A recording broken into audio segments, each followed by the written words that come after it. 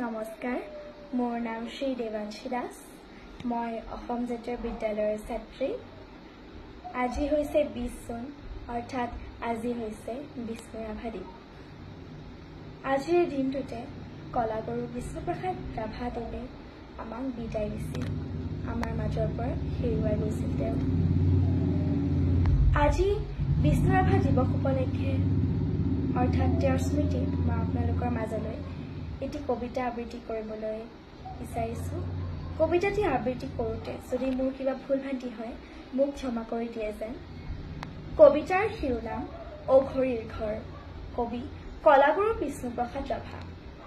এই ঘৰ অঘৰীৰ ঘৰ, অতি মনোহৰ, নাই ইয়াত টেক্স খাজনা, নাই একো আধুনিক যতন যাতনা, পাই পইচাৰ নাই হিচাপ নিকাচ, আনিছো খাইছো এই নীতি, নাই একো চৰকাৰৰ দুৰ্নীতি, চৰকাৰে বঢ়াওক যত পাৰে দাম দৰ, তাৰ বাবে আছে জানো কিবা ভয় ডৰ, একো নাই।